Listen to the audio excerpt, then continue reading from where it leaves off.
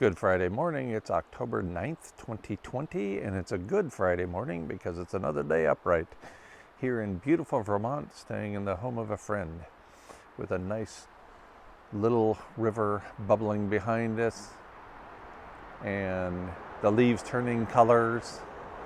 And again, it's another day upright, so it's another great day. I'm going to give some headlines from the last 2 days. This is Friday the 9th. The last time we released a video was on Wednesday the 7th, so some of these headlines go back a couple of days. Starting with this one from Reuters, Wall Street ends higher on hope that partial coronavirus stimulus deal might occur. Wall Street Insider, so the stock markets in the United States all finished higher, all three of the indices finished higher on the hope that a partial stimulus deal may occur. Wow. Sort of reminds me of that presidential candidate who ran on the idea of hope and change. Turns out there's no hope. And all the change is for the worse.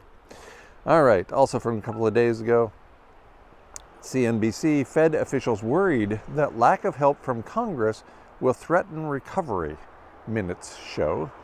From Bloomberg Business Week, Disney mass layoffs signal bleak future for tourist businesses. Yes, I would say so. In a related headline from the Washington Post, quote, help us out, end quote. Millions of workers and small businesses worry about a tailspin after stimulus talks break down. And here's the lead. Americans left in the lurch by President Trump's sudden decision to abandon negotiations over a long-delayed stimulus package expressed disbelief, disgust, and desperation Wednesday after Trump's abrupt move. From CNBC, over 40 airlines, should be more than 40 airlines, but who am I to correct the grammar of professional journalists? From CNBC, over 40 airlines have failed so far this year, and more are set to come. From MarketWatch, yesterday, stocks are rallying because fears of a contested election are fading. This is what passes for good news in this country. It looks like there's not going to be a big fight or even a civil war over the election. So that's good news. Stocks are way up as a consequence.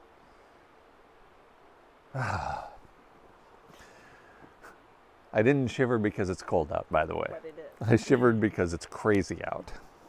From the Wall Street Journal, stocks climbed the highest level since early September. October is experiencing something of a rally, and stocks finished higher yesterday than they had for a while. Despite the fact that this headline from CNN Business, the U.S. debt is now projected to be larger than the U.S. economy. So, that's insane and insanely bad news. Speaking of bad news, from Reuters yesterday, Hurricane Delta steams across Gulf of Mexico, halting 80% of oil output. This at the same time that the New York Times is presenting yesterday, Venezuela, once an oil giant, reaches the end of an era. Yes, Venezuela, oil is tapped out. Oil runs this whole set of living arrangements. To think that we can get along with reducing amounts of oil is as crazy as all of these headlines I've been presenting over the last few days. From Bloomberg, the 50 richest Americans are worth as much as the poorest 165 million. Well, of course they are. As I've said repeatedly, this is the way end-game capitalism works. This is the way civilizations have always worked. They work for the rich. They don't work for the poor. Oh, from yesterday, specifically from the Wall Street Journal, stimulus talks resume, but a deal remains elusive. Yes, elusive exactly. Especially when you have politics as divided as they are in the fragmented states of America. And finally, here's one for the records. From CNN Politics, fact check. Pence says there are no more hurricanes now than 100 years ago. I don't know what planet he was occupying 100 years ago, but it wasn't this one. If hurricanes are no more abundant today than they were 100 years ago. So, if you came for crazy, you came to the right place. Thanks for tuning in.